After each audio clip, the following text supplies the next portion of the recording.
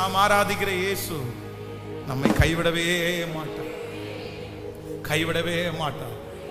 நீங்க பாருங்களேன், 10 ஆண்டுகளுக்கு 20 ஆண்டுகளுக்கு முன்பாக உங்க வாழ்க்கையில் நடந்த சில சம்பவத்தை உங்க முன்னாடி கொண்டு வைங்க. நீங்க எவ்வளவு யோசிச்சிருப்பீங்க, அதுவா இதுவா இதாச்சா அதாச்சா எத்தனை யோசிப்பீங்க.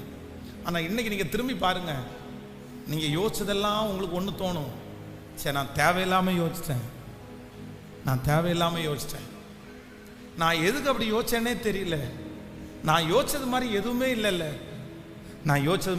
இல்லைல்ல. கர்த்தருடைய பிள்ளைகளே, கர்த்தர் அதை தான் திரும்ப திரும்ப திரும்ப உங்களுக்கு சொல்றார், நோ டிப்ரெஷன்.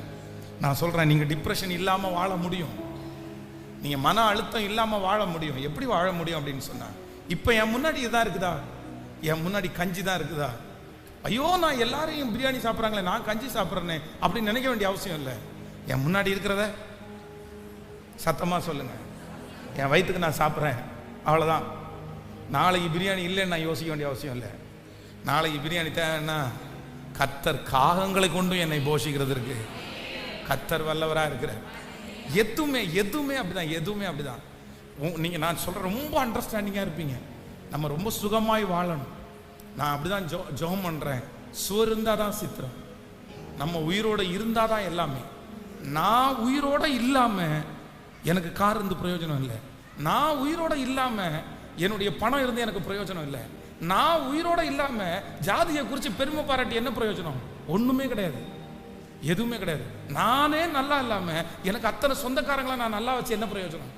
இன்னைக்கு நிறைய பேர் சொந்தக்காரங்களுக்காக தன்னுடைய சரீரத்தை இழக்கிறாங்க, ஜாதின்ற ஒரு பேரில் தன்னுடைய சரீரத்தை இழக்கிறாங்க, தன்னுடைய வீட்டில் நடந்த ஏதோ ஒரு சம்பவத்துக்காக தன்னுடைய சரீரத்தை இழக்கிறாங்க. பிரதர், சிஸ்டர், இல்லை அன்பு தகப்பனை, தாயே, எதுக்காக உங்கள் உடம்பை இழுக்காதீங்க. நீங்கள் தான் மேலே முக்கியம், நீங்கள் தான் முதல்ல வேணும், நீங்கள் தான் நல்லா இருக்கணும்.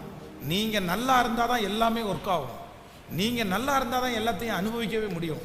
நீங்களே நல்லா இல்லாமல் உங்களை அழிச்சுக்கிட்டுட்டு இன்னொன்று ஆசீர்வாதம் உங்களுக்கு வேண்டவே வேண்டாம், அது உங்களால் பயன்படுத்தவும் முடியாது. அதான் ஆண்டவர் சொல்றாரு, நீங்கள் தேவனுடைய ஆலயமாக இருக்கிறீர்கள், ஒருவன் தேவனுடைய ஆலயத்தை கெடுத்தால் கர்த்தர் அவனை கெடுப்பார். நீங்களே தேவனுடைய ஆலயம். இந்த சரீரம் என்னவாமா, நம்ம என்ன நினைக்கிறோம்னா, இந்த சரீரத்தை தண்ணி அடிக்கிறவன் கெடுக்கிறான், பாக்கு போடுறவன் கெடுக்கிறான், கெட்ட வார்த்தை பேசுறவன் இந்த சரீரத்தை கெடுக்கிறான்னு நினைக்கிறாங்க. இல்லவே இல்லை. யோசனை கூட சரீரத்தை கெடுக்கிற பெரிய ஆயுதம் தான். நிறைய பேர் ஆண்டவருடைய பிள்ளைகளாக இருக்கிற நிறைய பேர் தண்ணி அடிச்சு சரீரத்தை கெடுக்கிறது இல்லை, சிகரெட் அடிச்சு சரீரத்தை கெடுக்கிறது இல்லை. ஆனா எதுல கெடுத்துக்கிறாங்க தெரியுமா? யோசிச்சு தன் சரீரத்தை கெடுத்துக்கிறாங்க.